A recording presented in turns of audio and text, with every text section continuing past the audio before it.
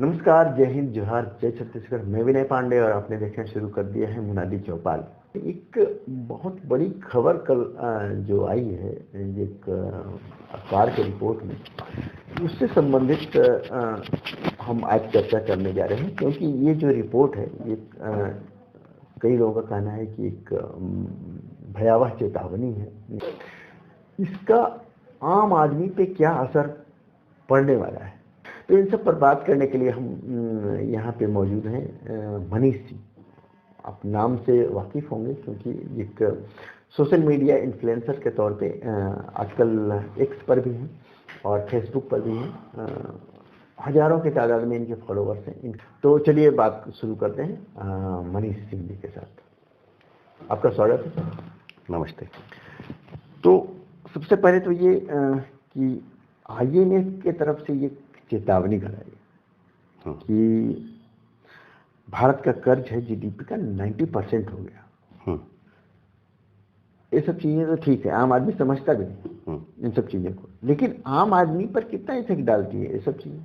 या अगर GDP का 90% कर्ज हो गया तो आम आदमी का कितना नुकसान हो गया? थोड़ा सा डिटेल में समझाने की कोशिश कीजिए।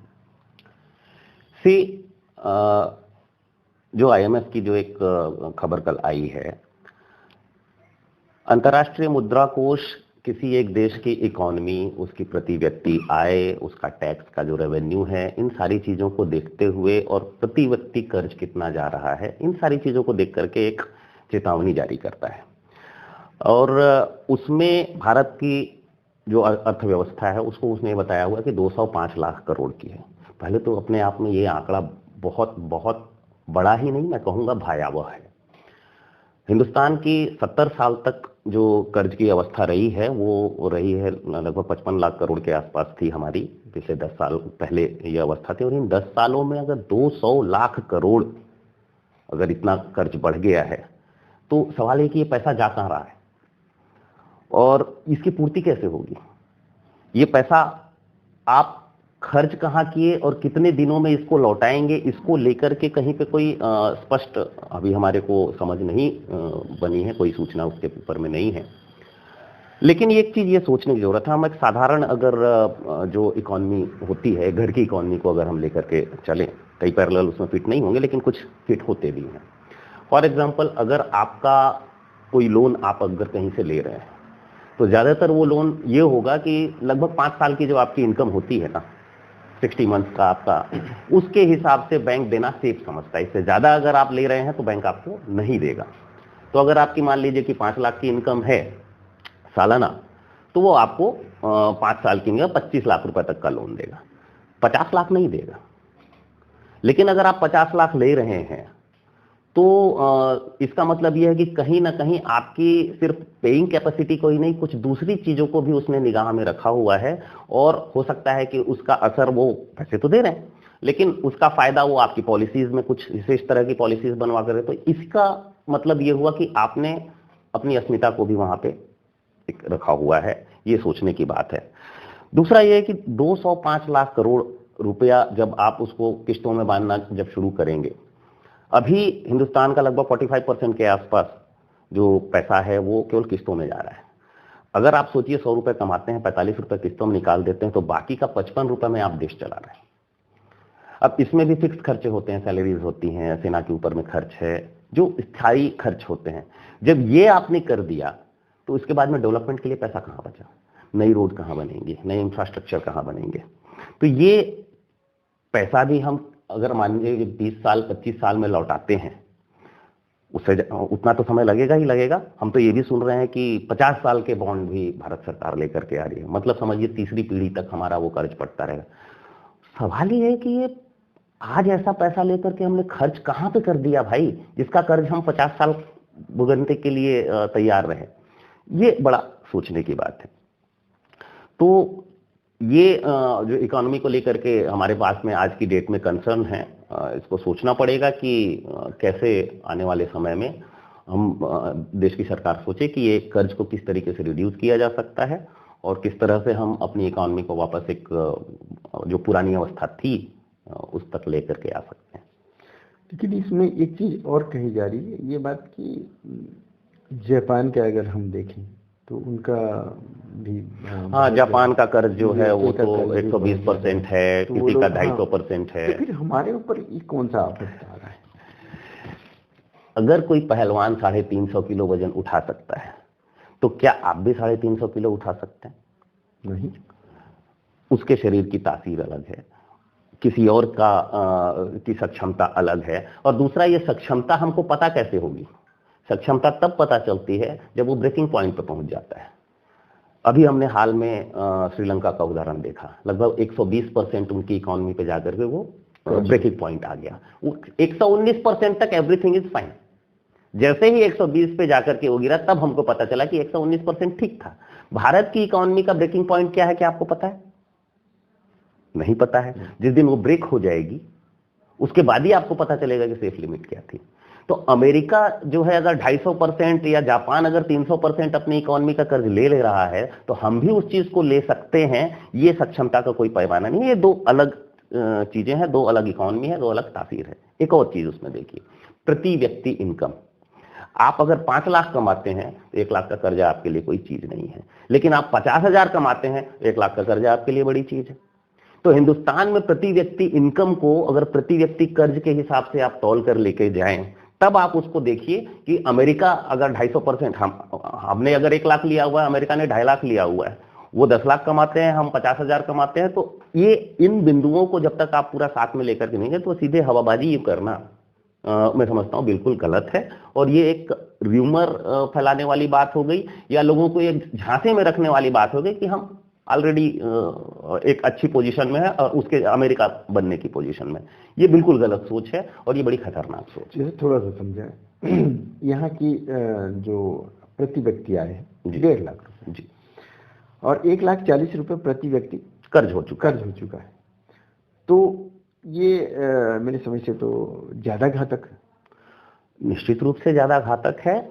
और आने वाले समय के लिए अगर हम देखें तो नियमित रूप से जो इनकी जो किस्तें जो हमारी जेब से जाएंगी, ठीक है, हर व्यक्ति को ही तो उसको देना पड़ेगा ना, तो वो पैसा आपके पास आज आप अगर अब उठा करके देखिए, अगर आप 100 रुपए की आय होती है तो लगभग 45 रुपए से 50 रुपए आपके सभी तरह के टैक्सेस को अगर आप जोड़ना चालू करें तो आपकी जेब से निकल जाते हैं, ठीक है। और बचे हुए पैसे में आप अपना घर चला रहे हैं, एजुकेशन से लेकर के अपने जीवन इसके रहन सहन की चीजें कर रहे हैं। सरकार को आगे चल के इस चीज को पूर्ति करने के लिए और टैक्स बढ़ाने पड़ेंगे।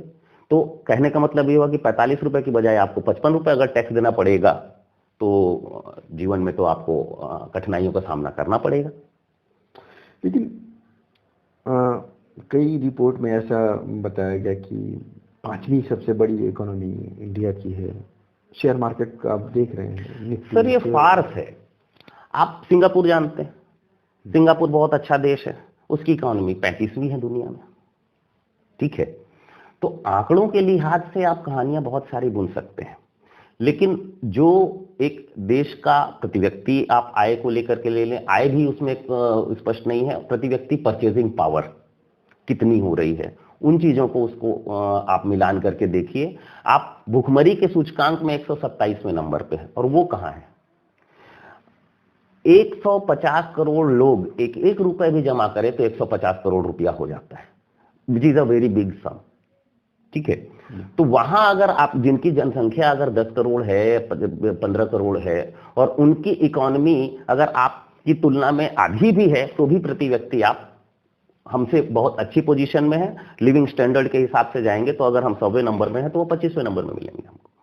तो ये हमको एक बड़े आंकड़े के आधार पे अगर हम जाते हैं तो ये भी झूठी दिलासे ही है, और वास्तविकता से इसका, आम जीवन से इसका कोई लेना देना नहीं। आम आदमी कैसे समझे? आम आदमी तो यही समझता है ना, शेयर का रेट बढ़ गया, शेयर तो हाई उसमें चला जा रहा है, तो इस तरह से समझता है। ऐसे ही समझाया भी जाता है लोगों को। आंकड़ों का प्रस्तुतिकरण है। आप शेयर मार्केट में हर चीज को अगर आप थोड़ा सा डेप्थ में जाकर के देखना चालू करेंगे, शेयर मार्केट में भी आप जाएंगे तो आपको पता चलेगा कि 30, 40, 50 शेयर हैं जो एकदम स्काई रॉकेट है।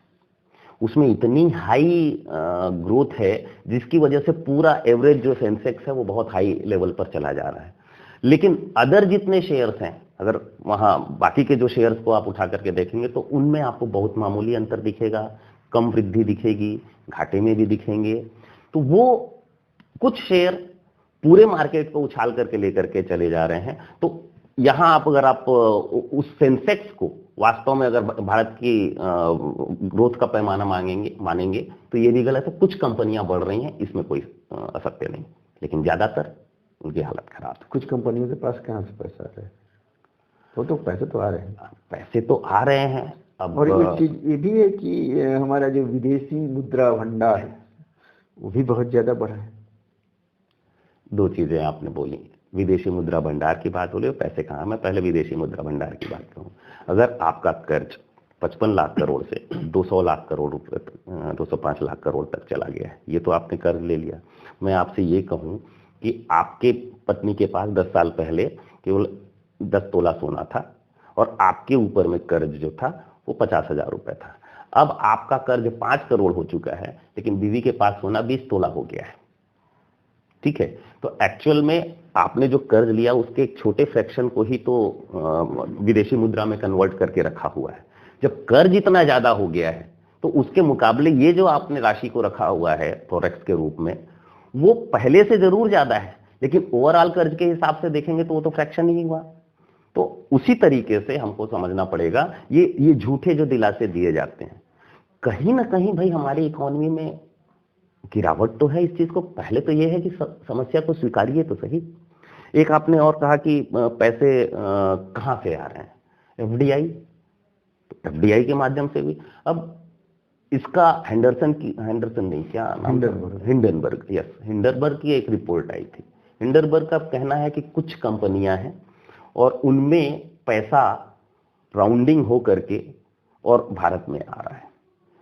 कुछ कंपनियों का पैसा वो मॉरिशस के माध्यम से ज्यादातर भारत में आता है और वो कुछ ही कंपनियों में लग रहा है। ये कौन सा पैसा है, ये कहां से पैसा है? प्रतीत तो ये होता है कि हिंदुस्तान से ही निकला हुआ पैसा राउंडिंग होकर के वापस एफडीआई बन करके आता है और कुछ कंपनियों में लगता है। तो यहाँ पे आप जो कुछ कंपनियों का जो शेयर मार्केट में बहुत उछाल हो रहा है उसका रहस्य भी कुछ खुलता है। तो आप इन चीजों को आपस में कनेक्ट कर लीजिए। ये सिचुएशन एक दिन में तो नहीं बनी होगी देश में, मतलब क्रमशः ही बन रही होगी। बहुत सालों से कुछ कुछ ऐसा हो रहा होगा, या अचानक अगर इतना कर्ज लेना पड़ रहा है तो मतलब क्यों? देखिए, आमदनी आपकी कम है और आप खर्च उसके हिसाब से ज्यादा कर रहे हैं। एक तो बहुत जो नुकसान हुआ जीएसटी और जो नोटबंदी, इकोनॉमी की स्थिति मैं समझता हूँ 2017-18 तक भी ठीक ठाक ही थी, लेकिन उसके बाद की जो सिचुएशन आई है, कुछ कोरोना ने भी चोट करी है और कुछ हालांकि उसकी गिरावट जो है वो नोटबंदी के बाद से कंटिन्यूअसली शुरू हो गई थी। तो जो एक्सपेक्टेशन रखी गई थी कि इतना रेवेन्यू जनरेट होगा, उतना तो रेवेन्यू जनरेट हो नहीं पाया है और सरकार ने अपने खर्चे जो है अनाप शनाप बहुत सारे बढ़ाए हुए हैं। रोज एक प्रोजेक्ट को आपको घोषणा करनी है, रोज एक एग्जाम्पल मैं आपको देना चाहता हूँ। अगर मान लीजिए आपकी जेब में 20 रुपए हैं, एक रोड 5 रुपए में बनती है, तो नेहरू जी क्या करते? नेहरू जी 4 रोड बनवाते 20 रुपए में 4 रोड, क्योंकि आपके पास 5-5 रुपए में एक रोड बनती है। मनमोहन सिंह क्या करते? वो 8 रोड बनवाते। क्या करते? 20 रुपए सरकार का लगाते और 20 रुपए जो है वो कर्ज लेकर के और आपको 8 रोड बना करके दे देते हैं। लेकिन वर्तमान सरकार 20 रुपए में 200 रोड बनाएगी, 200 प्रोजेक्ट घोषित करेगी, हर एक को 1-1 रुपया जारी करेगी, 1-1 पैसा जारी करेगी और इतने सारे प्रोजेक्ट एक साथ, और आपको हर जगह पे 2 किलोमीटर 10 किलोमीटर बनी हुई रोड मिलेगी, बाकी अधूरी मिलेगी। अब ये जितने प्रोजेक्ट्स हैं उनके लिए भी बीओटी वाली चीज हुई है, तो वो बैंकों से कर्ज लेते हैं, कर्ज लेकर के अपना बनाने की कोशिश करते हैं। तो इस तरीके से भी कर्ज है। तो इंफ्रास्ट्रक्चर के ऊपर में हमने जो कह रहे हैं ना कि हमने बहुत सारा पैसा लगाया हुआ है, उसमें भी पैसा जा रहा है, लेकिन इसके मुकाबले जो रेवेन्यू हमारे पास जो हमने एक्सपेक्ट किया था वो आ नहीं रहा है। जीएसटी में भी आप उठा के देखेंगे तो आईजीएसटी का जो शेयर है वो बहुत ज्यादा है। ये इंपोर्ट से जुड़ा हुआ जीएसटी होता है, मतलब इसमें भी आपका पैसा जो है वो बाहर की तरफ जा रहा है। इंपोर्ट हुआ, ठीक है, आपको टैक्स मिला, लेकिन पैसा तो बाहर गया ना। 100 रुपए बाहर गया तो आपको 9 रुपया टैक्स मिला। तो ये पैसा बढ़ रहा है, मतलब उतना गुना वहां पे आपकी जो एक्सोडस है पैसे का वो भी जा रहा है। तो ट्रेड डेफिसिट को लेकर के बात करें, रेवेन्यू के शॉर्टेज को लेकर के बात करें, उसके मुकाबले खर्च को लेकर के बात करें। जीएसटी में एक और चीज थी कि स्टेट्स को कंपनसेशन बड़ी मात्रा में दिया जाना था, स्टेट्स को कंपनसेशन नहीं दिया जा रहा है, वो भी ड्यू के रूप में खड़ा है। आप कहीं से उसका इंतजाम करके दें, उससे कर्जे बढ़ रहे हैं। बाकी और फीवाइज हैं और तमाम तरह की योजनाएं हैं, चाहे वो आप 80 करोड़ लोगों को राशन देने की बात करें या शौचालय बनाने की बात करें, सब कर्जे पे। तो ये माइनस तो पहले से दिख रहा था। कई सारे इकोनॉमिस्ट आपको ये चेतावनी देते चले गए, नीति आयोग में, और जो बड़े बड़े ऐसे लोग थे जो इस सरकार को शुरुआत में सलाह देने के लिए आए थे, सारे इस्तीफा दे करके भाग गए। क्यों हुआ ये? उनको दिख रहा था ये चीज, लेकिन ये चेतावनियां स्वीकार नहीं की गई। इसका असर कैसे आम आदमी पर कैसे पड़ रहा है, कैसे भुगतेंगे? या मतलब भुगतेंगे बोले तो अभी तो भुगतना बोलना ज्यादा जल्दीबाजी है, लेकिन फिर भी क्या आप बेरोजगारी की जो दर उठा के देखिए, नया इन्वेस्टमेंट नहीं हो रहे हैं, नए प्रोडक्ट्स, आपकी पहले कितनी कारें लॉन्च हुआ करती थी, आप देखिए आज की डेट में कितनी होती हैं, संख्या उनकी घटी है। नए शोरूम्स, नए दुकानें, नई सारी चीजें, पुराने बने हुए मॉल जो हैं अब वो कोई सेल हो रहा है कोई, तो इसका मतलब उसके साथ जुड़े हुए आपके रोजगार भी जा रहे हैं, उस पे लगा हुआ इन्वेस्टमेंट जो है उसकी जो डिवेल्युएशन हो रहा है, तो इसके से जुड़े हुए जो लोग सारे हैं उनका अपना जीवन स्तर भी तो रिड्यूस हुआ है। सरकारी रोजगार या अन्य किसी भी तरह के रोजगारों की संख्या कम होने की वजह से प्रति व्यक्ति को जो मिलने वाला, चूंकि सप्लाई ज्यादा है, डिमांड उसके मुताबिक कम है, तो 20,000, 15,000, 12,000 की नौकरियां तो खूब सारी हो गई हैं, लेकिन जो एक जीवन को ठीक से रखने वाले जो रोजगार होते थे वो आपके पास में घटते चले गए हैं। तो जब तक आपके पास में एक रोजगार नहीं होगा, राशि आपके पास में, आपका जीवन स्तर ऊंचा नहीं होगा, उसमें भी जो राशि आ रही है उसमें मैक्सिमम हिस्सा आप समझिए कि टैक्सेशन में अगर निकल जा रहा है, तो आपका जीवन जो एक दिन प्रतिदिन डिग्रेड होता चला जा रहा है, यही तो कीमत है ना।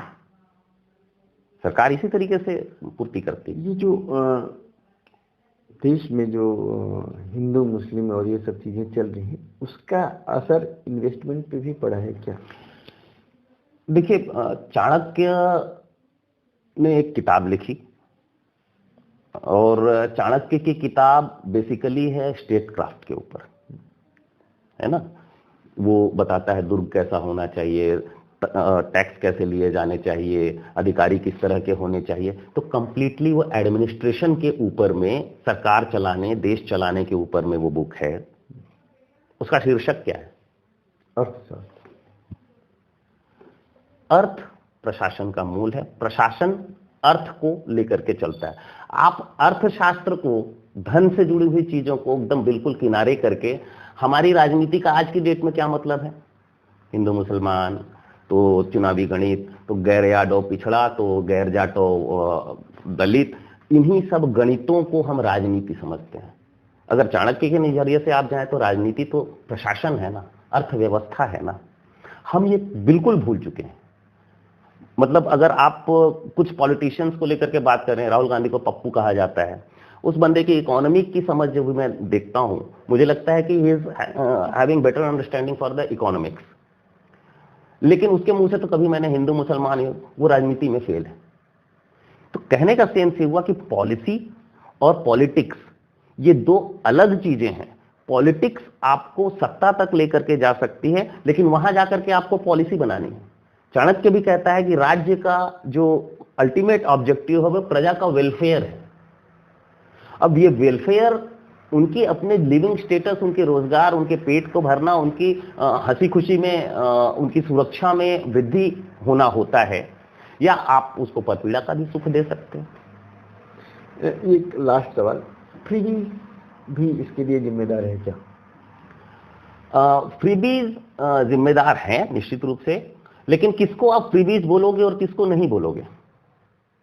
हिंदुस्तान के पूरे किसानों का कर्ज लगभग 75-80 हजार करोड़ है।